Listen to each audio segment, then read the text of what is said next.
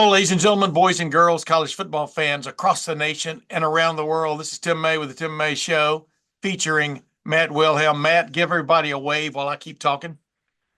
Ladies and Great to be with gentlemen, you guys. Another Buckeye victory and exciting win. And I think an exciting to talk about what's next with another home challenge against a very good football team in Iowa.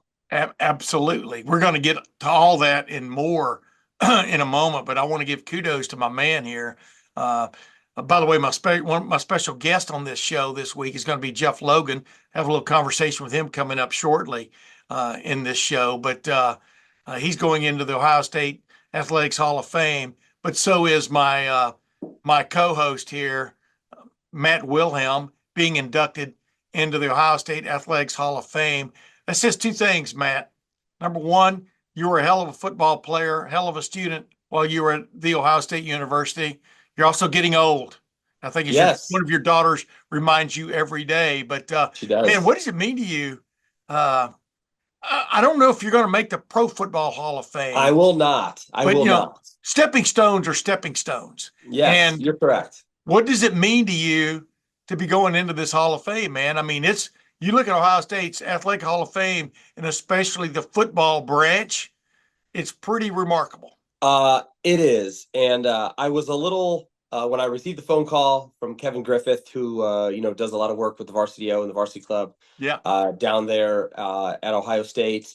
He is someone who worked for the Cleveland Browns when I was doing TV and radio for the Cleveland Browns, so I got to know him fairly well as a former Buckeye as well. So it was awesome to not just get a random call being told that you're in it, but from someone like his acquaintance and as a friend. And I was kind of like, and again, I knew it wasn't a joke, but I was like lost for words. Because, as a linebacker at Ohio State, and I'll just say this, as a competitor, of course, you always want to win. You always want to do well, but you're always chasing greatness. And you always feel like, I'm good, but I'm not great. I'm good, but I'll never be at that level. Yeah. And I'll say the same thing about, when you're a high school kid, it's like, I didn't think I could ever play Division I college football until the letters started showing up, until you started getting those offers. You're like, oh, okay, maybe I am good. And then the same thing at the college level. You never really think, oh gosh, NFL, I can't play in the NFL. And then all of a sudden you're getting like, like rounds, graded on, Yeah. oh, we think you're going to be a third or a fourth round pick. And you're like, oh, really? Oh, okay. I guess I am a good player. So there's an immense amount of validation that comes with being named to the Hall of Fame. I'm also in the Lorraine Sports Hall of Fame as a Lorraine kid. I'm in the Right. Elyria Sports Hall of Fame as an Elyria Catholic kid. So I do think this is, like you said, this is going to be the ceiling for Hall of Fames, which I'm completely content with. But the first thing I did when I hung up the phone was, of course, I told my wife. She was like, no way. But the second thing I did was, like, to your point, I Googled the Ohio State Athletics Hall of Fame, and there are names and names and names, and the classes are 12 to 15 people almost every year, so there's a lot of names. But I did just what you said, and I went to the football branch of what this is, and it is everyone historically, that I've ever followed or been taught as a youngster about Yeah. Ohio State football, both players and coaches. Everyone that I wanted to be like when I was being recruited as a high school football player that was there, making plays, going on to the NFL, players that I played with, Yeah. players that came after me, have just, because of their careers, they've gone in front of me.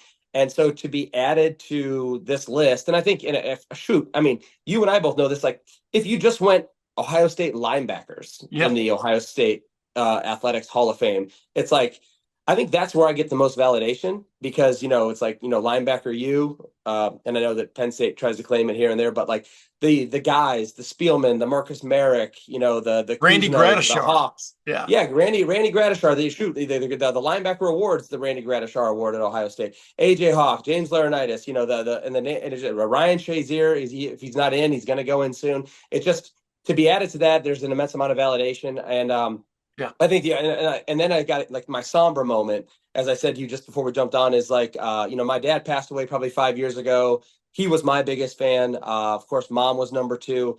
Mom passed away in like April of this year, and it was just like a little somber moment for me. It was just like, man, and then also like my son's getting Division I offers like soon after her passing, and it's like, I know she's watching. Don't get me wrong, and I'm not trying to get super sad here, but it's like, gosh, I just want to pick up the phone and call her and give her this news because that's like, Yeah. grandson did this, granddaughter did that, and now it's like, me, doing something, and they were there every step of the way, since I was a kid, making Yeah. sacrifices like a lot of parents do at every game, home and away, throughout my collegiate career and as many professional games as possible. So I'm like, immensely proud to be, represented and to be honored. And I think what's also very cool is when you dig into this class, with Gene Smith retiring and being in this class, rightfully so, Braxton Miller and what he represented to college, or to Ohio State football, Greg Oden, what he meant to Ohio State basketball in that uptick era of Ohio State basketball. Kyle Snyder, is a guy that, I went to the Quicken Loans Arena in Cleveland and watched him wrestle, for that last national championship against, I think, a gentleman from the University of Michigan. And I know there's a bunch of other names, but those are the ones that I can remember and, kind of, roll right off my tongue. So it's such an honor.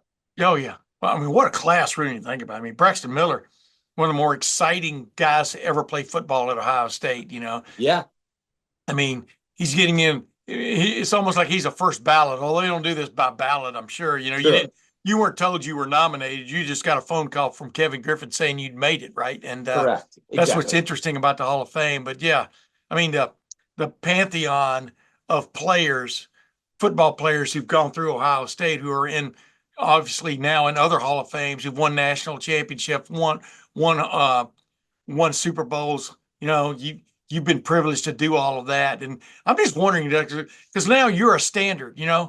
I mean, you're like one of those names. Well, you always were, but you're one of those names that when Jim Knowles or somebody's talking about Ohio State defense and the pride and the standard that it should go by, you'd be one of those names he would, I'm sure, would call up because you have credentials, so to speak. Yeah, And absolutely. I'm just wondering now. I never asked you this, but when you were that little kid growing up, uh, who was that? When you figured out probably when you got looked in the mirror and saw those BB eyes, which said you're going to be a linebacker. You know what I'm talking about. You Yeah. guys have a different look. Um, who's that? Who was that one or two guys that you patterned yourself after, or you thought, man, if I can ever play like this guy, I could be something. Well, I think as an itty bitty kid, when you look at, of course, every kid wants to touch the football and be on offense. So you love the offensive players, the quarterbacks. I was a Dan Marino kid. I was a Jim McMahon kid, watching the Bears. I do have to say, from a defensive player standpoint, probably the first couple of players that I like had to tune into and watch every weekend, if and when we, had cable TV. Yeah, It was Reggie White with the Packers. It was Mike Singletary, of course, with the Chicago Bears.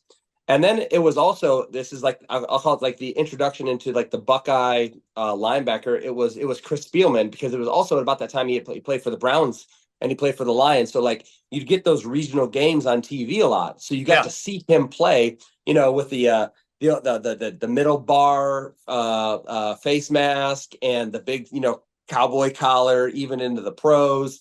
And yeah, then that's what just makes it so special about, being a linebacker at Ohio State, is like then playing linebacker at Ohio State, and Spielman, retired from the NFL, comes back, and you meet him in the weight room and you go, wait, this is the guy that I was watching when I was a kid. you yeah, know yeah. it just all kind of comes full circle. And like I said, to just, even if I was in like the linebacker Ohio State Hall of Fame, it would be an immense honor, because of the names, the laundry list of names on it. But to look at the both offensive and defensive players, and of course the coaches on that list, is quite a treat. Gotcha. Well, let's go from the let's go from the halls of fame to the playing field. Ohio State's hosting Iowa this week. Iowa 3-1, had last week off, had the loss to cross-state rival Iowa State, but otherwise has held sway for the most part. Is playing offense, which it didn't do hardly at all last year. Uh, this will be Ohio State's toughest test to date. I thought last week Ohio State passed that test against Michigan State, a revamped Michigan State. 61 new players up there, including your coaching staff. I had some things for them early, but Ohio State kind of like took the punches and threw some itself, and caused 3 turnovers and basically got out of there with a 38-7 win. I think anytime you win by 31 points, yeah, there are things definitely Ohio State should work on, but it's got to feel pretty good about itself going into this game, right? Because this this season just keeps going up, like I said, like stair steps. It And does. this is definitely a step up, right? Absolutely. And I think, kind of what we saw, and this is the one thing that's new. And I don't know really, like, I'm not the biggest fan of this in college football right now, but like when you watched the Ohio State Marshall game, when you watch, and I watched a lot of football this weekend, especially on Saturday. And you watch the Ohio State game, and even now at Ohio State, it's like, oh, the Oregon State transfer now at Michigan State, the so and so, the Wisconsin that linebacker for at Michigan State after spending X amount of years, with Wisconsin comes Yep. over and he made a boatload of plays. It's like now there's just where they were and where they are making plays. So it's like we knew that Jonathan Smith and that going for it early on fourth down, you kind of had to go for it to kind of regain momentum against a team that's going to be able to score like Ohio State. But you knew they were going to have dudes. They have guys that have been developing in that system, regardless of head coach. And then they went out and revamped that roster with a bunch, through the transfer portal, with first-year head coach again to be competitive. Otherwise, the cupboards would be barren, and new head coach has to play a lot of young players, and it's just going to be a 3-11 football season, and you just you're betting on, like we talked about, 2026 is going to be a great Michigan State football team. Yeah. That's just the way you win in today's football. And I thought we saw good players from Michigan State playing against our very good players too, and it was again a little bit of a boxing match here and there. Ultimately, the elite level of talent, the depth of our roster, and I would also say the continuity of our coaches, knowing our players and being on staff, kind of just wore on them as we can keep just firing, with the reverse to Jeremiah Smith and the QB run, with Howard, and just these layers of the Chip Kelly offense, allows a defense that didn't manufacture a lot of rush. We're rushing 4 and or 5 here, strategically here and there, but dropping some guys. I do think there's nothing to panic about. There's nothing to worry about. I think it's just the continuation of tweaking and playing an elite level of football. Because I would also say, all of these young men, coaches included, they're competitors, and you want to be in an environment where like you're matched, where you have to keep raising but like you said we're raising the steps, climbing those steps every week to these bigger games. Yeah. But there's something to be said about like, the hype, or it's like, oh, if we just play at 80%, we should be able to beat Michigan State. There's something to be said about them coming out with energy, coming out with a great plan, some scripted plays offensively, maybe getting a stop on defense or a turnover on defense that kind of stymies you to go, oh, okay, yeah, we're in a game now. Yeah. Like, all right, let's raise that level. And I think that's what you saw out of Ohio State is like, and I'm not trying to say they were lackluster or lethargic by any means or taking anything for granted, but it's the competitor where it's like, they sometimes go against better players in practice every day that they feel like they can rest on their laurels when they go out there and actually play a real football game. And that's where the coaching and the senior leadership, and which sometimes we probably don't see it because it happens on the sidelines or at halftime, where there's some dog cussing or, some call outs to just raise the bar. Yeah. And I think when Ohio State raises the bar, they naturally pull away from opponents. And I think that's what you're going to see. But to kind of showcase what's coming this week, you've got an Iowa team that's, as you said, they've been offensively inept for years. And now they're averaging, I'm doing quick math, probably averaging north of 30 points a game. And where Iowa's always been very good is defensively. And defensively, they're giving up, like 16, 17 points a game. So they're stingy. Yeah. And it's going to be a great challenge. And I think the other challenge that we have to be as a team, and I'm not trying to say that this team is doing it, is looking too far ahead.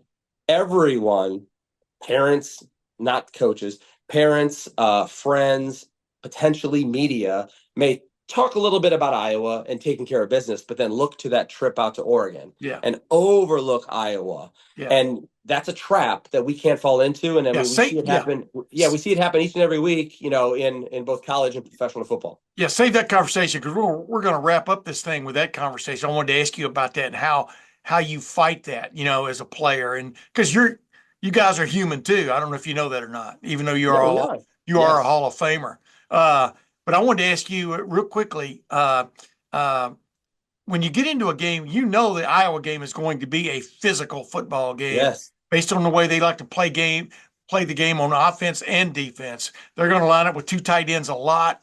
They're going to try to run Caleb Johnson, the nation's second leading rusher, right down Ohio State's throat. You know that. Now they have a competent quarterback in Cade McNamara, a guy that, people don't remember this, won a Big Ten championship 3 years ago with Michigan. He Yes. was the guy before J.J. McCarthy, and Michigan opted to go with J.J. McCarthy the next year, and the rest is history. But when it's going to be a physical match, how does it change? I mean, every football game is physical. Do not get me wrong in that regard. I mean, I thought the Michigan State game was, but what you got coming in the door, coming in through the saloon door looking for a fight is Yeah. really what Iowa's going to be doing in a nutshell, especially with Phil Parker as defensive coordinator, and what they like Lorraine to do guy. on He's Lorraine, offense. Ohio. He's in the Lorraine Sports Hall of Fame as well. Yeah. Speaking of that, So how about that? exactly. So how do you as a player gird for that, knowing Sure. what's coming through the door? So when you study film as a player, that physicality will come through the film as a personality trait of the team that you're going to play, both offensively and defensively. And you go, okay. And you start to see just the offensive lineman finishing. You see the fact that, on a specific, maybe a pass down in distance, they just turn around and run it, right? Because they're Mm-hmm. just so confident in blocking you up and going to get the yards on the ground. And you're going, Yep. oh, okay, that's a tendency breaker. And I think it's so you see it firsthand as a player when you study film. Secondly, in probably in the offensive defensive team meetings and also the full team meeting, Coach Day will convey again, if the media knows this is going to be, a bloodbath, like the coaches are going to know it's going to be a bloodbath in the personality of Iowa, right? And so that messaging is also driven top down, head coach into coordinators and position coaches into players. And then not to say that, every week you may just do maybe, and there's some like physicality kind of toughness drills that you can implement safely in practice to emphasize physicality, as opposed to maybe doing a drill on a player going 3/4 speed like thud. You may do it on a pad, right, where you can kind of like let it rip, where you're not going to hurt yourself, you're not going to hurt someone else, but you can just let it rip, whether hat and hands or a specific technique, where you can kind of just let it rip, knowing again you're going to safely prepare yourself for a football game. Yeah. But then again, the physicality and the tempo and the execution at Ohio State practice and the elite level of competition is unlike many other places. There's probably only a few places like it in the country. So there's a standard that's created, but there's small little tweaks that coaches and position coaches can implement. And also just the continuation of driving that message home so that when you go out there, it's like, and they throw the first haymaker and it lands, that we're not weak in the knees and stymied by it, that we just Yeah. kind of like, oh, bam, we took it and it's like, well, here's ours. And we Yeah. come back with whatever that happens to be offensively or defensively. Yeah. It's one of those things, just like you said, until you go up against, for example, last week, Michigan State, you don't really know what the matchup is really going to be, from a individual speed standpoint, quickness standpoint and stuff. You have to adjust on the fly, even though you've got great players you go against every day in practice. You don't go against it like in a real game, No. for the most part. And that's what Iowa, what's coming through the door. I wanted to ask you this, though, just to kind of hit on a point of mine. I've always believed that the tight end should be featured more in everybody's passing attack, because my classic line is nobody covers the tight end. I mean, on a consistent basis and stuff. Sure. Iowa has exacerbated the tight end play over the decades. Obviously, we remember that game. What was it, Well, 2000? I mean, TJ Hawkinson, George Kittle, Sam Laporta, Yeah, Dallas Clark, going back to my era of football, like yeah, they have produced all Pro Bowl level tight ends, out of Iowa, because it's a point of emphasis for them. right.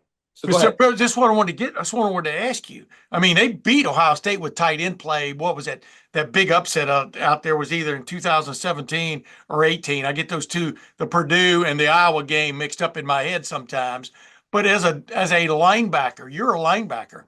Uh, uh, Why is it so difficult to get consistent coverage on a tight end from a defensive standpoint? I'm Well, talking about in the passing game. sure, of course. Well, there's a combination of things, is because, a tight end is going to be essentially now, maybe not necessarily when I played or like when James played, but like the tight ends are going to be physically larger and also probably heavier than a linebacker, right? Yeah. 6'3", 6'4", 6'5", 240 to 260 pounds. They can block, they can run, they can catch. They're as fast as you now, running 4.6, Yeah. 4.7. Some guys, on the leaner side, maybe running 4.5. Whereas like today's linebacker, because of the spread offense, it's like these guys are all 6'1" and a half, 6'2", maybe 6'3", but they're like 215, 220, right? Yeah. I also believe that the George Kittles, the Travis Kelce's of the world have revolutionized the tight end position to where tight ends are running a lot of option routes. So what does that mean? Or choice routes. It means they're not actually running a route pre-snap. It is all completely, I'm going to outside or inside release based around the front. I'm going to get up the field and I'm going to see what technique the linebacker and or safety is playing on me. If they're playing outside technique, I'm going to break in where there's space. Yeah.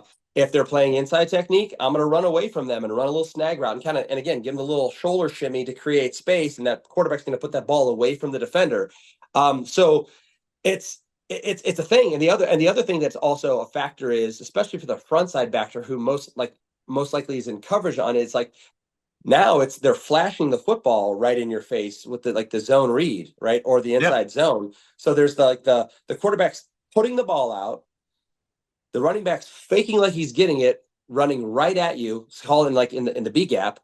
You have to step up to honor that, because if he gives it, that's your run responsibility. And by the time you react, that tight end is now up the field and you're in chase mode or dropping into your zone or attempting to match him in some type of man coverage. So it's very much a challenge because of, and this is the last thing I'll say, when the tight end is a point of emphasis, and I think Kansas City Chiefs are like the best example, but they're like with Andy Reid, like way out there, is it's like Y motion. And we saw that with Cade Stover. Yeah. They're not just lining up next to the tackle on the line of scrimmage. Maybe the blocking tight end is, but the wing, he's motioning out to in, he's motioning across, he's motioning, then they reload, they take two from one side, land them on the other side, then he motions across. So it's like you really have to like take a snapshot picture of the final formation and play it.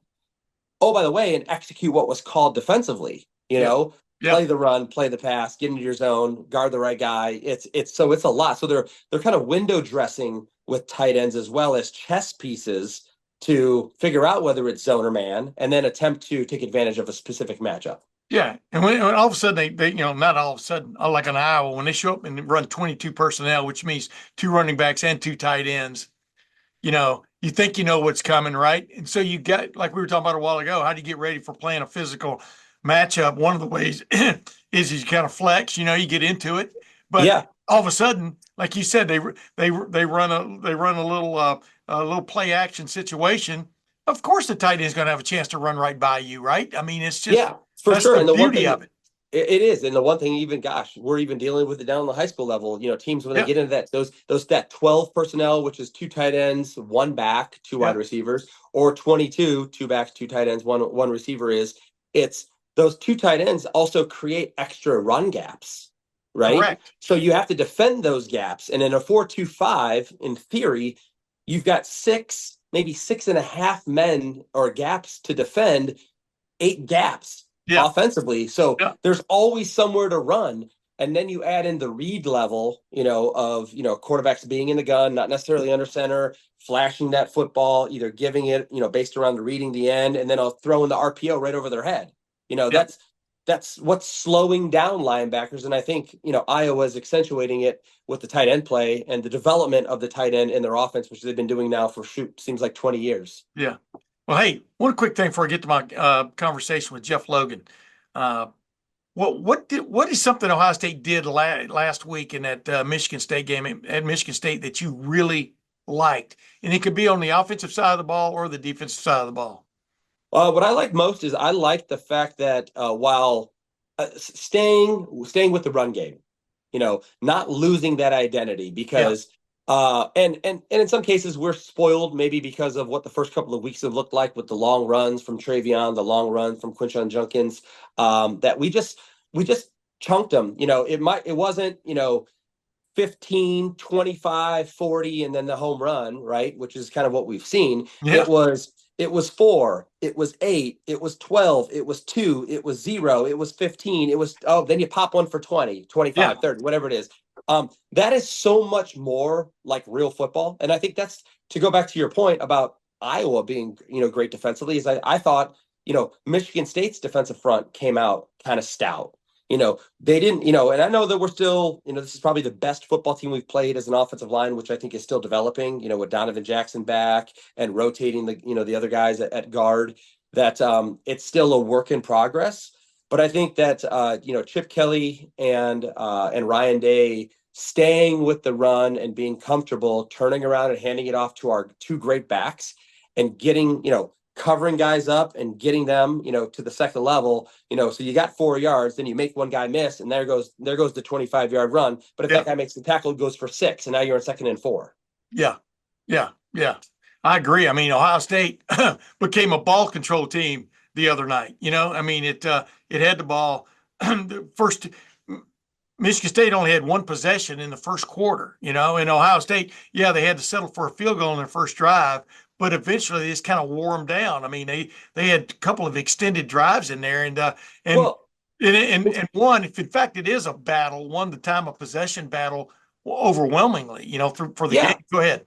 absolutely. I was just gonna say, we don't need to, everyone in the media is going buku crazy for Jeremiah Smith and his one-handed catches, which are absolutely amazing. Oh yeah, But for the sake of real football, let's just not rely on an 18-year-old making one-handed catches like in multiple games moving forward. Will he have a few more? Sure, but not 2 in one game and not 1 in every game, right?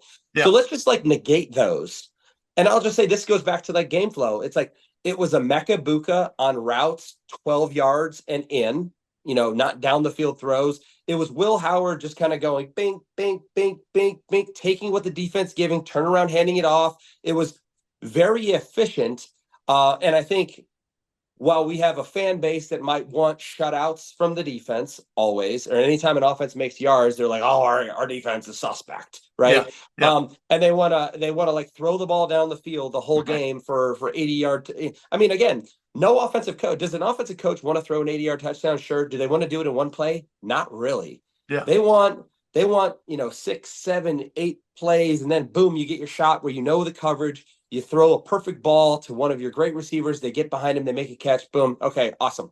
You don't want to keep putting your defense out on the football field either. Yeah. So I thought it was a very balanced football game where Will Howard was slightly in, I don't want to say management mode, where it's like it's very dink and dunk, but he was taking what was available to him. And I know he put the ball in peril the one time, but making good decisions in the zone read, the midline read, whatever you want to call it. Where he was able to score and keep it a couple of times, because that is a facet that goes back to an Urban Meyer era with JT Barrett that was so effective and also creates another defendable gap that sometimes schemes cannot defend. Yes. Amen. Ladies and gentlemen, the Hall of Famer, Matt Wilhelm, knows how to bring it. I think Right. he fills the gaps on this show. That's for damn sure. But hey, speaking of another guy that really brought it, and it's really interesting, and I'm going to bring it up with him, is Jeff Logan. The first game I ever saw in Ohio Stadium was 1976. I moved up here as a 22-year-old junior in college. And mainly I moved up here because my parents had moved up here, but also I had watched Ohio State on television for a long time. I was intrigued by the stadium. I was intrigued by the coach by the name of Woody Hayes, and who wasn't intrigued by Archie Griffin and the cavalcade of stars that came through there, especially in the mid '70s. Jeff Logan happened to be the guy who followed the guy, meaning he was the next running back in line and followed Archie Griffin. And I'll never forget, Ohio State opened with Michigan State that year in Ohio Stadium. I'm sitting in the south end zone bleachers with my student ticket, and Jeff Logan almost ran into the stands next to me. Now I'm joking a little bit, but the bottom line is he came at me on like a 70-yard breakaway run.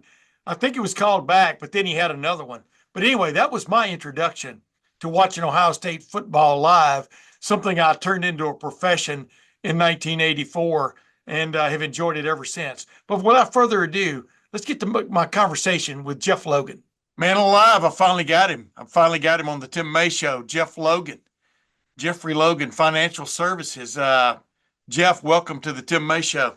Hey, Tim, it's been seriously one of my hopes that you and I would get a chance to kind of share stories. Our careers have a tendency to kind of line up with one another, as I recall. Yeah, by the way, I'm giving the commencement speech at the National Football Foundation Hall of Fame dinner. No, I'm just joking. That's a story for just between us girls. But it's funny when you think you're supposed to talk for 15 minutes, you're only given 6, and I tried to whittle it and it didn't work. But hey, that's life. That's behind us. That's as the late great Earl Bruce used to say. That's water under the dam. I guess that's not really funny this week, considering what happened in the Appalachians. But I want to hit you. You know, obviously, before you came on here, I've introduced you as going into the Ohio State Athletics Hall of Fame. You're a well-known figure around Ohio State athletics.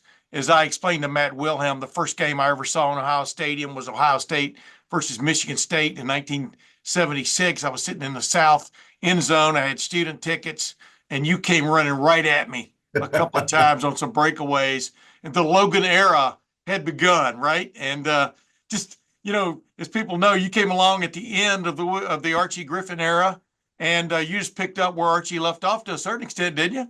Yeah, it was unique in that nobody had won 2 Heisman trophies, obviously, before.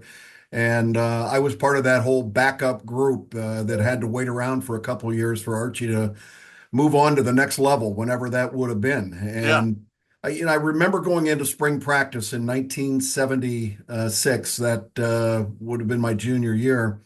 There was all kind of rumblings if there was going to be life after Archie Griffin, and I could understand why there would be those concerns after what he had done for a couple of years. Of course, those of us that were still around thought we had a pretty good football team and we could compete, but we just needed to be given our chance. And I believe that I had put in my work and I was patient and didn't transfer when it was easy to kind of quit and go someplace else where you could go play right away. But I believed I was in the right place for the right reason, and had a really good spring practice, which I thought was critically important to build the confidence that, we had the right team going forward. But I had a little bit of a shocker, Tim, when we reported for camp in August. And again, there's no recruiting services, there's no transfer portal, there's no internet, there's none of that stuff. And all of a sudden, I find 2 junior college transfer running backs that had been brought in by Woody Hayes. One was Ron Springs, who was a terrific guy. Rest in peace, Ron. Yes. Rod and Ricky Volley was another Yeah. one. And so here I was personally offended that Woody felt he had to go to what we now know as the transfer portal, but to go to junior colleges to try and build a little bit more depth there. And so I took it as a personal situation, not trying to be detrimental to the team, but I felt like I had paid the price. Yeah. And so that first game against Michigan State was critically important to me to prove to Coach Hayes, to Coach Mickey Jackson, to Buckeye Nation, that there was life after Archie Griffin. Yeah. Did it, you just touched on it, but did it put a boot in your butt when those guys showed up, or did it put a, spark, put a spark in your heart? I mean, what did it do for you from the standpoint of knowing they weren't going to just sit status quo? You understand what I'm saying? Yeah, it was. I'll tell you what it did, Tim. It elevated a really positive attitude that I had already. And I didn't need a boot up my butt at that point. I knew that I was going to get an opportunity and I was going to have to make the best of it. And I believed in myself from day one, when there were a lot of people, going back to high school that said, number one, you're going to get lost in the shuffle. Ohio State is too big. You're too small, whatever it might be. Yeah. But I had a terrific mentor for those 2 years. I had Archie Griffin, and Archie Griffin could not have been a more perfect teammate, gentleman, mentor across the board. And of course, he didn't fear me taking his position. I mean, Yeah, that's a good point. and Yeah. and I wasn't going to threaten him, but he also knew that it was important to build that next generation of running backs, and he spent an awful lot of time with many of us that were part of that team. Hey, yeah, and touch on that real quick before I ask you another question about it, about the other part. Uh, what did Archie, what did Archie bring forth more than anything else to you, just about the actual art of playing the position, Jeff? I mean, what do you remember to this day that, words of wisdom, a move here or whatever there, be more patient. What did he kind of like bring to the fore for you? It was interesting because his work ethic was terrific. But he got so beat up physically in games because of his size, the number of times that he carried the football and that sort of thing, that generally on Mondays and Tuesdays, Archie didn't practice a whole lot. And if he did, there was no contact on number 45. It was very clear, don't hit the franchise. Yeah. And so I got a lot of reps during that Monday and Tuesday, along with some of the other running backs.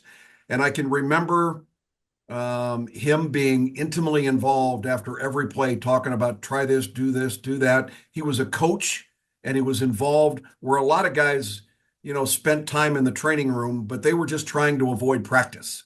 Yeah. Archie was in the training room because he had to be. He had to get his body back to the point where he could perform on Saturdays. And we became part of that recovery because we had to be the ones that would do the reps from the offensive standpoint so that they could see what they wanted to do on Saturday. Yeah. Y'all became the punching bags to a certain extent. No doubt. Hey, go back to the previous part of this story though. Did you feel, I don't know, betrayed is not the right word maybe, but did Woody let you know he was bringing in Rick Volley and Ron Springs? No, I was pissed. I mean, I apologize for the language, but That's okay. I was offended at the very beginning, and I figured I could either do one or two things. I could be a divisive teammate, and or I could make the commitment that I was going to do everything I could to maintain my role, which I thought was going to be the lead dog in that tailback spot. Yeah. And I tried to approach it with a positive attitude and realize that the best guy's going to play. And I get that. Woody Hayes didn't owe me anything. I needed to prove to him that there would be no questions in his mind that I was the right guy to trust in that position. It's funny because you and I'm a little bit older than you, but I grew up in the same era. And the I back, became the lightning rod, became the guy. He was more important than the quarterback in a lot of college programs back then, as you well know. And it was the premier position on that football team, wasn't it? It really was. And, today the quarterback obviously is the key guy in all of the offense and everything. But, this was right after the wishbone era and it went to the I formation. And USC is the one that really got that whole thing started in the I. And Woody kind of duplicated what they were doing in the Rose Bowl and everything else. So we went to that I formation.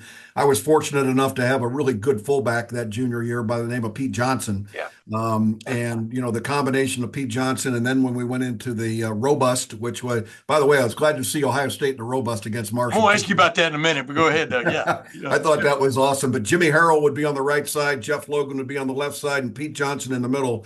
And it didn't matter, Tim, where we ran the ball. We were going to run it right down your throat. And we knew it. They knew it. The building knew it. And we still succeeded at a high level. But again, we got started in that season.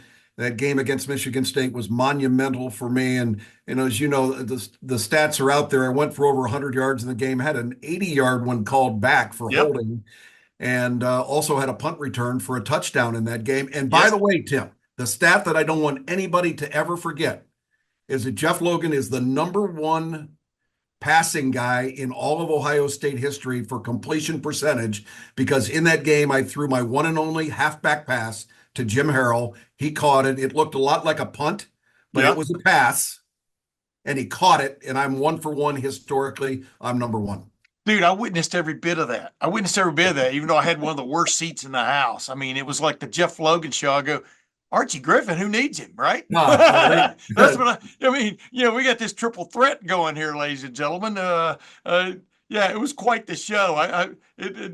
Every time I see you, I think about that game and sitting there. And because, the last time that was the last previous time Ohio State opened the season with a Big Ten team until what 19 or 2017 when Correct. J.K. Dobbins went crazy on freshman running back, went crazy at Indiana, and it was just remarkable. I've seen both of those games, saw both those games. But I wanted to ask you this: as the season went on, as things went on, you being that guy, being that tailback in the Ohio State offense, how obviously it was a great honor, but how much of a burden was it? I mean, just from a physical standpoint. I mean, if we're going to talk about Quinshon Judkins and Travion Henderson here in a minute, but and get your view on those guys. But I mean, it was a light day if you carried the ball 20 times back then. The tailback and stuff. But just how physically tough was it? It was hard. And, being in shape and, Archie and I were about the same size and played at about 190 pounds. The game is bigger and faster and stronger today, Tim, than it was back then, clearly. But still, it was very, very physical. And, I mentioned Archie having to spend Mondays and Tuesdays in the training room in the ice baths and everything else. Well, I had my share of that as well. And I would have not traded that for anything, because if I was feeling good on Monday, it was because I didn't play. Yeah. And I didn't work hard enough. So that became part of the process. And you just kind of accepted it was going to be that way, and we went on to great success. Yeah. Most people, people forget about the old days, in one form or fashion, or most people didn't live in the old days. As the older you get, there's fewer people that lived in the old days, you know what I mean? But a lot of people know you as much for being the starter for the Memorial Tournament, Yeah, exactly. Hey, who's that guy? He knows a lot of stuff over there. But I wanted to ask you this, back then, what was it like to have the ball in your hands in a Woody Hayes offense, if you follow my drift? I mean, obviously it's an honor being the starter, but did you feel like you were carrying around a safe? How did he make it? How did he make it? How did he imbue you with the importance of what having that ball in your hands meant? Well, like you talked about before, he knew, I knew, and the team knew that most important position was the productivity of that tailback spot. Yes. Right? Whoever's back there, it's got to be productive. When we got in short yardage situations, we knew that Pete Johnson had to be productive at that. But anytime it wasn't short yardage, the tailback was going to be featured, and you had to make sure you did everything you could do. I just remember whenever the play call was in the huddle and it was going to be a tailback run, just the rush of excitement to know what is going to happen in the next couple of seconds. And sometimes they were memorable because they didn't go anywhere. Other times they were memorable because they were highly successful. But I could look into the eyes of my offensive linemen, and they're looking at my eyes, and we had that same level of excitement when we knew we were going to run one of those really solid tailback plays off the right tackle or the left tackle or whatever it might be. And these guys took their jobs as importantly as I took my job back there at the tailback spot. Yeah. You touched on it. What was it like to break away in Ohio Stadium? I mean, whether it was 25 yards or, like I said, that opening game against Michigan State when I saw you do it three times. Is it almost an out of body experience until you get hit? I mean, what is it like to have that many fans? You understand what I'm saying? It's one of those times in life when you are the guy. Yeah. It's interesting, Tim, because I went back on YouTube and looked at, I found the Michigan State team game film from that game that I played in against Michigan State. So it was their feed, and it was a little broken up at times. But a couple of the long runs, I couldn't recall specifically kind of the down and distance of the situation. So it was kind of cool to go back there and relive exactly what those were all about. But how quickly that, and it should be if you're fast enough, but how quickly that play ended. And then the quick celebration. Of course, we were coached to return the ball to the official right away. There wasn't a whole lot of celebration going on in the end zone like we have today. But I also remember in watching it was the immense amount of pride that the rest of the team, the offensive team, had in those long runs, those big scores. On the punt return for a touchdown, the guy that made the last block to be able to free me to be able to get into the end zone was a great teammate of mine by the name of Bob Brzezinski. Well, Yeah. Bob was a defensive end, All-American, played 14 years in the NFL. And when he and I see one another, out of all the plays that Bob Brzezinski played in or I played in, we look at each other. I say thank you, and he says, I got him. And so it's just those are Yeah. some of the cool memories that you have about guys that had, total careers, but Yeah. they remember certainly one play for sure. Jeff, I could just go on and on with you just about one game, but I did want to ask you this. I've asked Archie this a couple of times, and I ask running backs this sometimes. Talk about the glory of being at starting tailback back in the day when you guys would carry the ball 20, 30 times a game, et cetera. But that meant that probably about 18 to 20 times you were going to get. I mean, you weren't going to go to the end zone. You understand what I'm saying? Yep. Give me the mentality of a running back. Because I want to ask you about Quinshawn and Travion again here in a minute, but give me the mentality of a running back who knows it's kind of like a jailbreak a little bit on every play. Do you feel just, lucky you've gotten to the second level? Do you have to gird yourself for the standpoint of, the wall may not be totally breached this time and I'm going to get, and when you do break free, is it just almost like, oh my goodness, you know what I mean? I'm free, because most runs in with guys getting tackled sometimes really hard. Yeah, they really do. And my expectations was the attitude that every play is going to get to the second level. And that's how I approached each play. And certainly knowing the reality that wasn't going to be the case. But Yeah. I didn't want to not be prepared for that moment when that seam opened up or whatever it might be. And from a physicality standpoint, I was doing all the work that I could in the weight room. I was doing all the work that I could to remain as strong as I could. I remember the summer leading into that junior year, one of the things that I thought about is don't fumble the football. Whatever you do, take care of the ball. Yeah. And for some reason, I thought the greatest thing that I could do was build up the strength in my forearms. And so I started doing these lifts that had nothing to do with anything else but building strength in these forearms to be able to be as strong as I possibly could be. Because I knew if I didn't take care of the ball, that was going to give coach an opportunity for me to find a place on the bench, and Yes. somebody else was going to get that opportunity to go in. You make a mistake, I'll kick you off the squad. Exactly. That's what he said. Woody, your favorite memory, because I want to get into what it means to be in a Hall of Fame, but your favorite memory as a running back for the Ohio State Buckeyes, your favorite game, your favorite memory, what is it? I know it's kind of going straight to the point, but Yeah, probably Tim, the game that meant the most to me personally was the game we played a couple of weeks after that first one, was at Penn State. We traveled over to State College. It was a non-conference game. It was wait a minute, how many planes did y'all take when you flew to State College? exactly. The story goes, and it's Go true. tell the story though. Well, Go ahead. it was a day it was like we've had this past weekend in Columbus. It was an awful day. Skies were low. Everything was nasty. And when we got to the airport, there were two separate prop planes sitting out on the tarmac.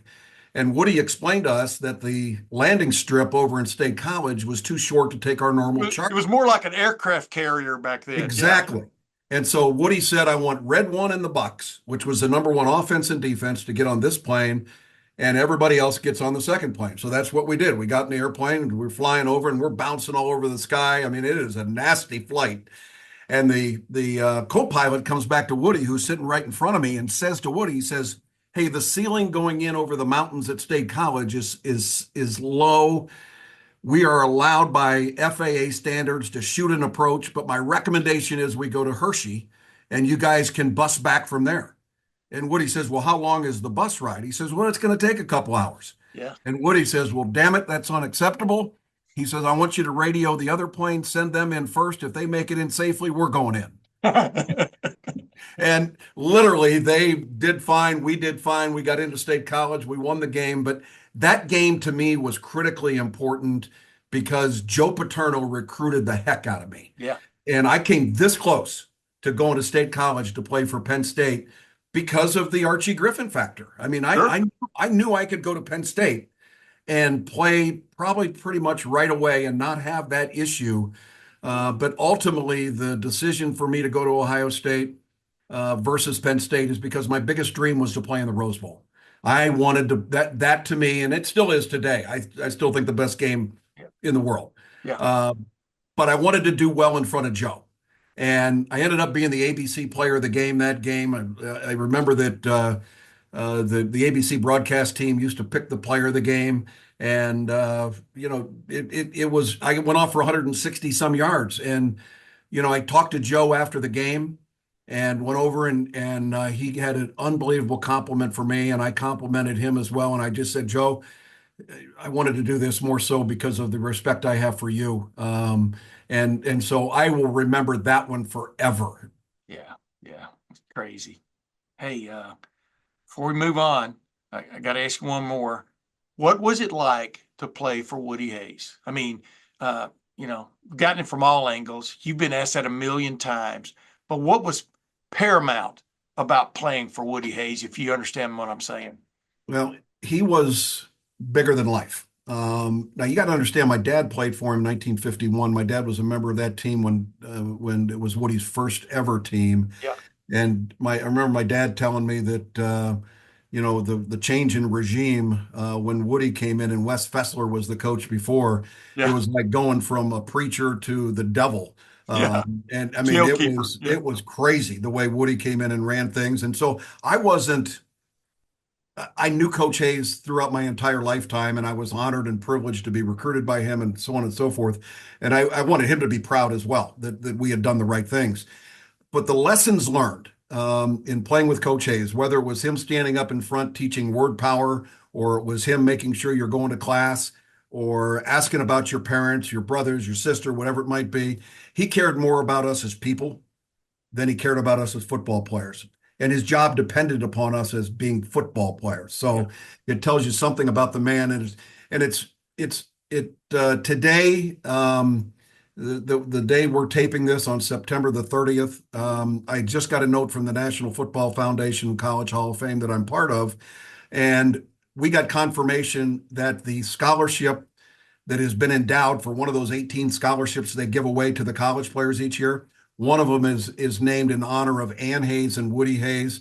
And former players got together, including myself, but I'm just one of many that funded the balance of that thing to make it happen. Yeah. So that, to me, when Wow. you say what was it like playing for Woody, it was unbelievable. And I don't know that I'll ever be able to pay forward enough in gratitude for what he did for my life.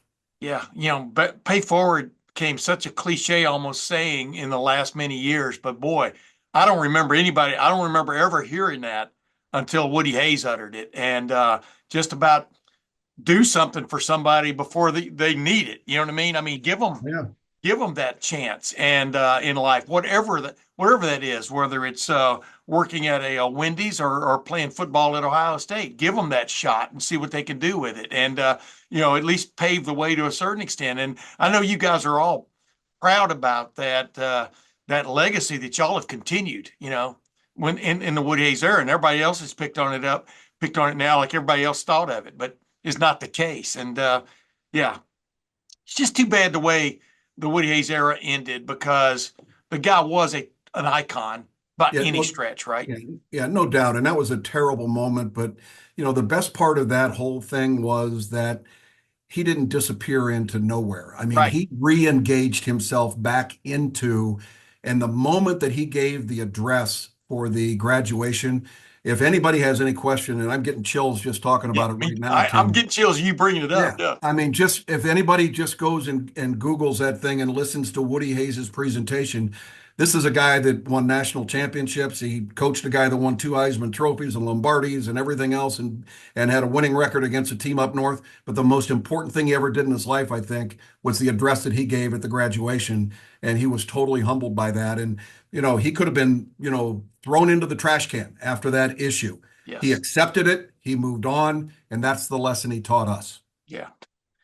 Uh, what does it mean to you to be in this hallowed hall that you're going into? Well, I spent so many years with the Varsity O I board. know. Yeah, you were the contact man for when God, I was the I new was class the was coming in.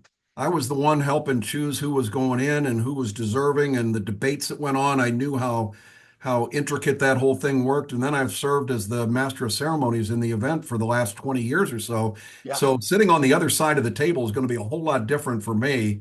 But knowing how how seriously the board takes the consideration as to who goes into that Hall of Fame. Um, just humbles me beyond explanation. And I can tell you that my family is overly excited about this opportunity, and I'm getting more joy out of seeing them being able to reconnect with the program and football and Ohio State and everything through this. So I'm looking forward to this weekend. I can promise you that. I asked Matt Wilhelm because he co-hosts this thing with me every week during football season. And he's going in this year also. Uh, and Braxton Miller's going to be there. I mean, boy, what a collection of football players. Yep. And I just go, the thing about it is, once you're in there, you you you already were, but you're part of the barometer. You're part of the barometer of how future players at Ohio State will be measured. In one form or fashion.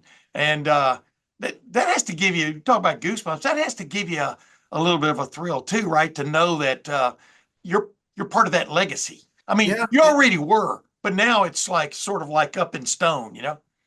For us in the era of the 70s, including the Archie Griffin era and everything else, rushing for 1,000 yards was kind of the barometer of a high level of success at that tailback position. Yeah. But that was a time when you were playing 10 or 11 games. You weren't playing 12, 13, 14, 15, whatever it might end up being. And so I pay attention to all of the running backs since I completed. And are they going to get to that 1,000 mark? Are they going to get to what I still believe is an important part of it? And Tim, you had mentioned a little bit about our two current running backs, Travion Henderson and Quinshad Judkins.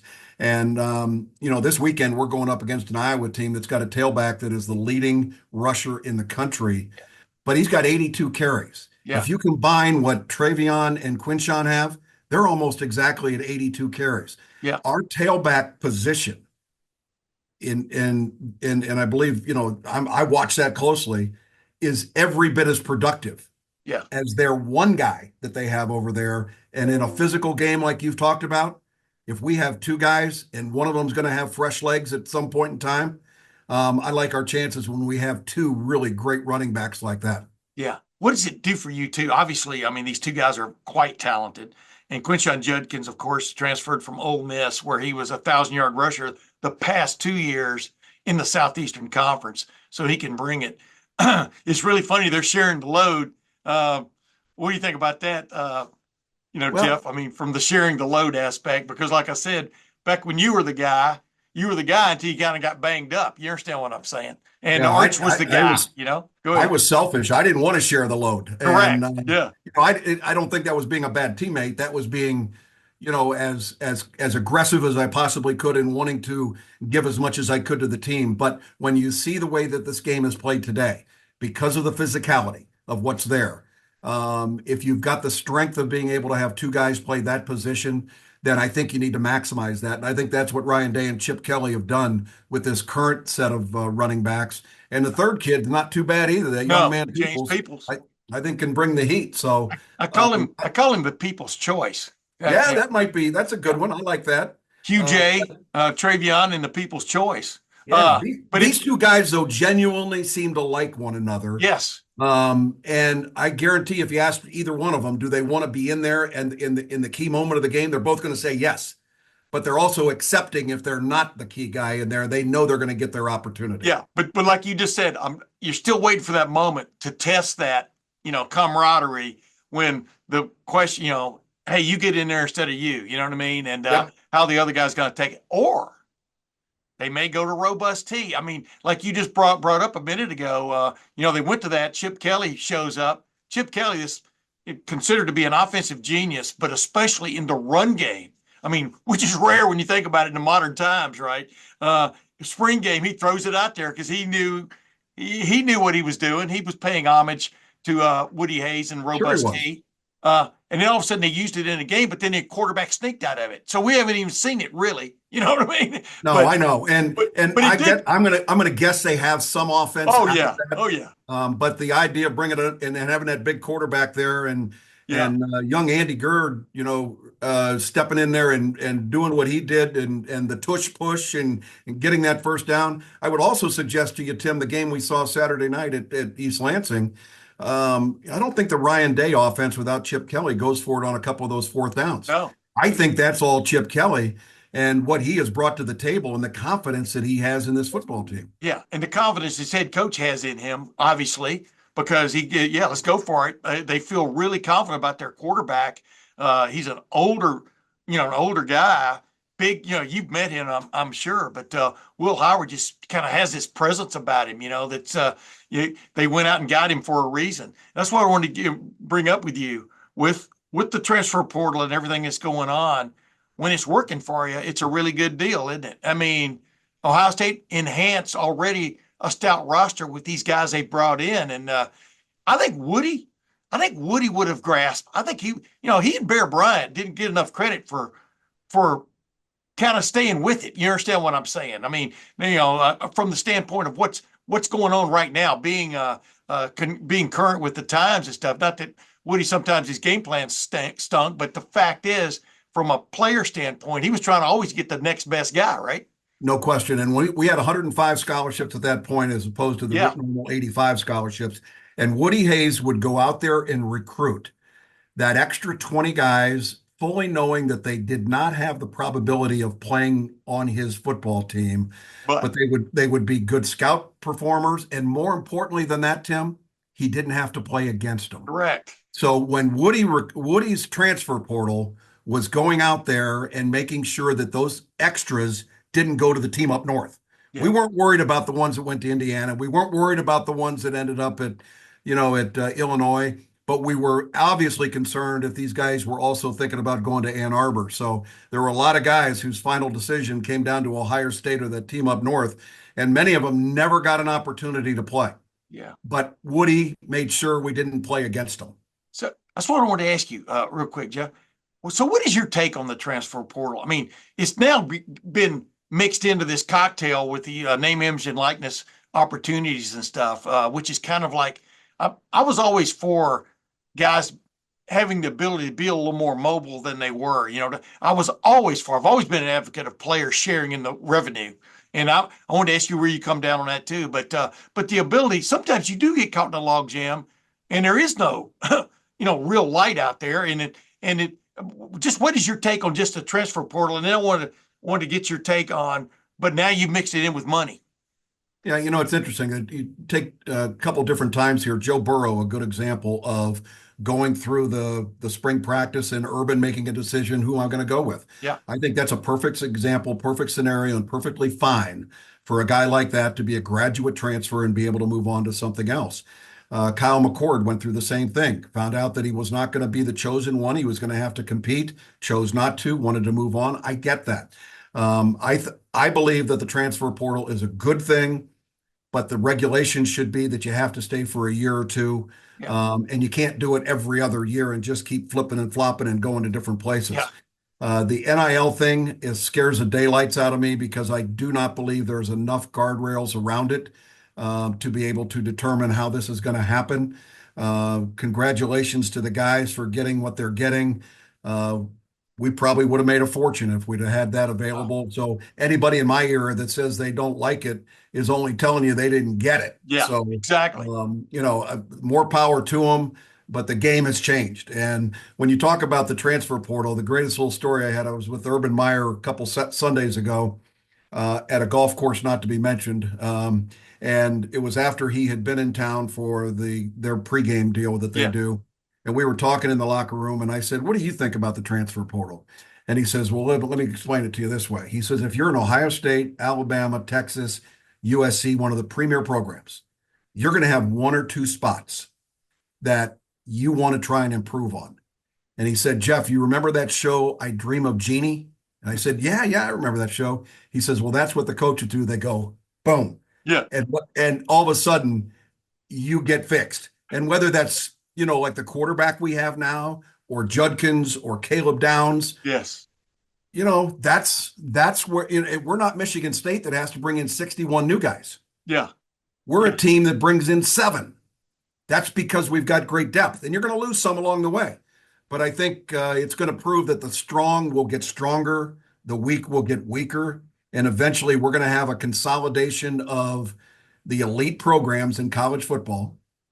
It's going to be the top 35 or 45 teams, and that is it. Because, Tim, I believe those are the only ones that can afford to Yeah. or be able to compete at the high level. So that's the best of the Big Ten, the best of the SEC, drag a couple of others in there, and I think it's going to look a lot like the NFL with an AFC and an NFC, and we'll see what happens. Yeah. Yeah. It's only just begun. That's why I keep trying to I tell know people. it. They think it's kind of like a tornado that's come through, and is moving on. No, it's only just begun.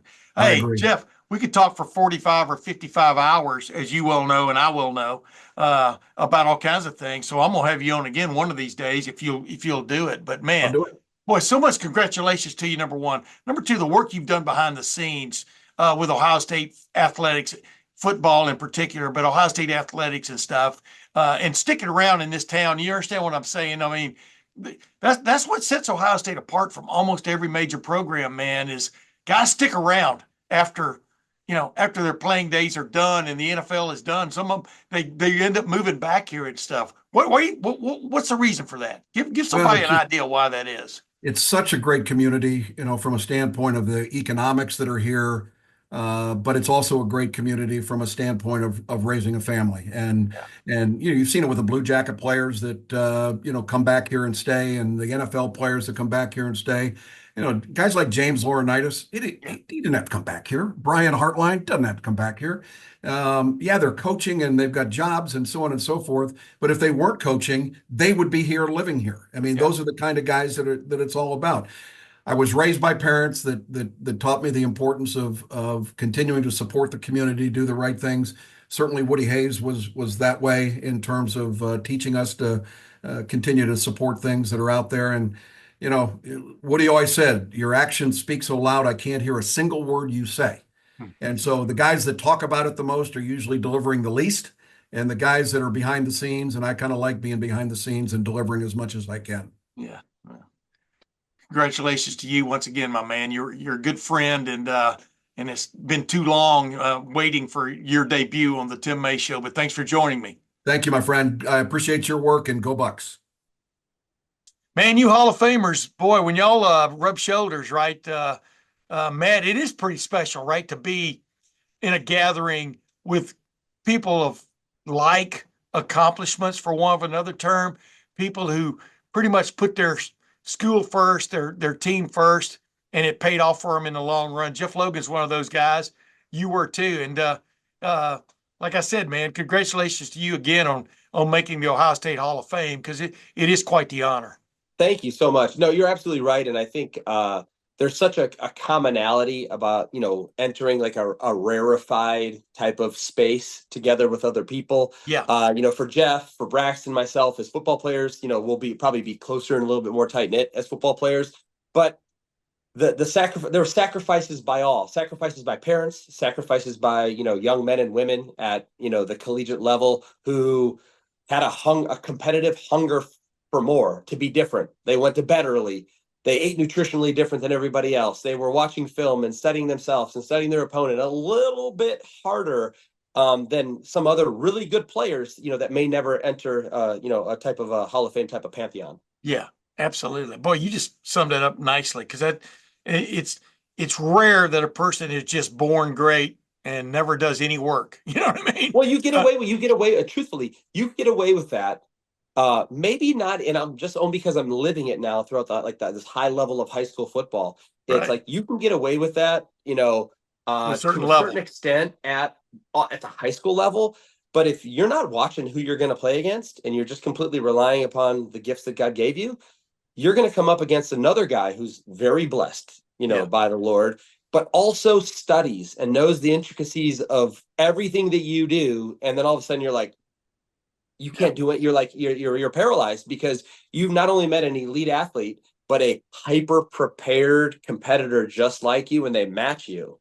Yeah. And so that's why those that, take things to the next level, and why I have an immense amount of respect for, for anybody that's, continue again, even at the Division III level, high school kid who wants to go play. If you have a hunger for a game and you have a hunger to continue just like to live out this dream and live out this sport, whatever it may be, lacrosse or track and field, it's like I just have an immense amount of respect for those kids that are doing it right, because in the late 1990s and the early 2000s, that's who I was as a young man as well. Whippersnapper. You were a Yes, whippersnapper. I Hey, was. by the way, I mean, I was going to ask you this. We're going to close here in a second, but I did want to ask you this. You're helping coach Lakewood St. Ed's, one of the legendary programs and high school programs in the state of Ohio. I don't know why you guys decided to play the schedule you're playing, but it's nuts. But y'all lost what in back-to-back weeks to Massillon and then to Glenville. Do I have that So right? yeah, so we're Yeah. 3-3 currently. We've 4 of our 6 football games are against defending state champions. Yeah. One out of Pennsylvania, St. Joe's Prep, Boyle County from Kentucky. Massillon is the Division II state champion last year, and Yeah. Glenville with Mr. Ted Ginn Sr. Was the Division IV state champion. And again, Pickerington North, who's a great program down there in Yes. Columbus. Cincinnati Elder, who we play almost every year, is a great program out of Cincinnati. So yeah, there's no slouch, but it is rivalry week. Eds Ignatius is going to be at the top of we're not who we normally are, and they're not either. But it's again, 2 bad Ohio State and Michigan football teams still mean a lot to a lot of people. And you always want to go out and win that football game. Yeah, I was going to say you're pretty psyched for that even as we speak, right? I mean, it's yes, everybody has to bring their best, including the coaches, right? Absolutely, there's no doubt. Not a lot of sleep this week. Hey, real quick, I wanted to ask you one other quick thing. But Mason, your son playing what, right tackle? Yes, sir. Yeah, and I've watched some video of him, man. I think he's doing a hell of a job. And Thank you. You've seen him, but do you put yourself in his shoes a lot right now? Do you live not vicariously through him? I'm not saying you're a little league parent, but what is it like when you're helping coach a team where your son is playing and he's a vital player on the team? You understand what I'm saying? Yeah. Is it tough to divorce the daddy part and be a coach, if you follow my drift? So there's times where I play both sides, and there's times where he usually plays the side that benefits him. So he's like, when he wants me to be a dad, I'm usually a coach. When he wants me to be a coach, he usually, I'm usually a dad. But this is the challenge. There's a happy medium where it's like, he's in a rarefied place with an opportunity to continue to play, move on from the the high school level to the Division I college level. And so you want this like hunger, laser focus, this discipline, that if you could do it over, knowing what I would have, yes, we got away with it and I ended up in a very good place, but I would have done a lot of things different and even be more focused, which probably would have only made me a better player, which is crazy. But then you also have to realize my wife calibrates me. She's like, he's a 16-year-old teenager in high school. You know what I mean? What were you doing? You know what I mean? Yeah. And now today's world with video games and cell phones, so being these supercomputers in our hands, being so easily accessible to everything under the sun, I have to hit him in little spurts and give him or I'll see on social media, I'll see a super cool, very relevant quote or like a Nick Saban clip from Bama about discipline, about team. I think, Coach Tressel with the All About the Team podcast now and vlog that he's doing and sending him little clips of that, as opposed to dad and or coach going, you need to blah, blah, blah, blah, blah, blah, blah. I'll go, well, Nick Saban said this. Well, Coach Tressel said this. Well, this is what, Charles Bentley, who's an amazing football player, and now he's coaching and, training high school and college and professional players. Yeah. Like had him on the show earlier. Yeah. And it's like, do what he said. Don't listen to me. I'm not the expert. They're the experts. Do what they say. And so it kind of hits home. But then I also, again, he's the kid who has, a half dozen kids over to watch the Browns game yesterday and just, sits around and eats chips and pizza and, drinks some water. Yeah. There's nothing wrong with that either. You got to have a chance to do that. But it is that fine line, because a lot of parents think their kid can be the next Pele or the next, by the way, that's a former, if that reference is lost on younger people, is a former, maybe the greatest soccer player of all time. But can be the next Matt Wilhelm, can be the next, name any great baseball player, Barry Bonds. Brought up a stinger there. But the point is, very few grow on to even be relevant in high school sports. Sure. But then when you see it in your kid as, no, this guy, he's kind of like me. I'm talking about you. This is me doing you. He's got the talent to take him into the next level and possibly even beyond that. You do want to step in there and go, hey, you got a shot here. You know what I mean? Because absolutely. Very few. Very few Absolutely. It's so have for that shot. me, since a young age, because he was always very large, very Yeah. big for his size, and Yes. still, for his age. Sorry, is I never wanted to push him away from sports, so I never tried to make him me ever. The word NFL, again, if he goes on and plays college football, which I think he's going to, that's such a blessing to be able to potentially, go to college for free, especially in the current college football landscape, wherever that happens to be. The word NFL is not even uttered in our household, because that Yeah. will come at the appropriate time if it's even a conversation. But I never wanted him to be me. I never forced him into football. All I would say is, if you want to go do this and you start asking me these inquisitive questions and you want to go do it, there's a lot in between these ears that I can share with you to help you accelerate both your mind and your body and the training, and get you around the right people and do the right things, and guide you down that path. Probably a little bit better than just a dad who, was Al Bundy back in high school, living the high school heyday. Yeah. Yeah. Hope that's not lost on people because that's still one of the great Right? characters I ever know it invented. probably is, but that's okay. Hey, well, that's a great segue into my last little deal for you. You kind of brought it up earlier. Huge game looming, October the 12th at Autzen Stadium at Oregon. Ohio State and Oregon are both undefeated going into this week. Uh, Ohio State faces its toughest challenge to date this week. What is the secret? Because, like you brought it up, I mean, your son's a human being. You're a human being. Uh, you guys are, social media right on down the line. You can't avoid anymore. What is the total secret or the secret for Ohio State to be focused on this week, Well, knowing what's coming? I think, and you kind of said it in your intro, is the toughest test up to this point is this week. And that goes back to a conversation maybe we had, almost every week leading into the upcoming game, was the building block aspect of this schedule, which, some people might, nationally shun, that we haven't really played anybody, but it's the perfect buildup. Yeah. And so had we had another low level opponent, like say, we go up to Michigan State and then we calibrate back down against, what someone might say is a down opponent. But we're going to see a very good football team, and our attention is going to have to be on Iowa. And I think it's a combination of learning Iowa, the challenges that Iowa are, but then also the reiteration of all the things we need to take, and maybe we didn't do well against Michigan State. So it's an emphasis on us, meaning like Coach Day, Coach Knowles, Coach Kelly, re-emphasizing all the things we didn't do well against Michigan State to fix them. And that's going to be early week. I think today's their day off, but today and tomorrow, upon introduction, and then tomorrow you're gonna learn a lot about Iowa. You're gonna learn about formations, who they are down and distance, their personnel, what players that we need to focus on. Again, you talked about the running back, you talked about the offensive line, the multiple tight end sets. You're gonna learn all those things. You're gonna implement some scout stuff, but Tuesday's really gonna kind of be about us. And then Wednesday, Thursday are really hardcore Iowa days. We're going to get into first and second down, third down, red zone, 2-minute situations and so on, and really study them, their blitzes, their fronts, their coverages, how they disguise them and so on.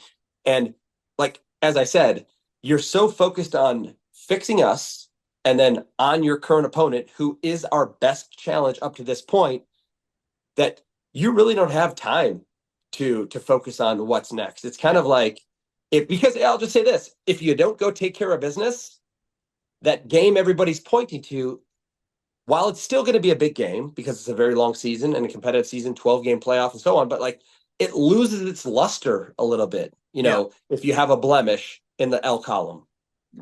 That's right, ladies and gentlemen. Just ask Georgia. Wow. As always, Matt, appreciate you joining me as the co-host of the Tim May Show, and I really enjoy our conversations. I think the fans do too out there. But Good. Speaking for Matt Wilhelm, this is Tim May, and until next week, we'll see you then.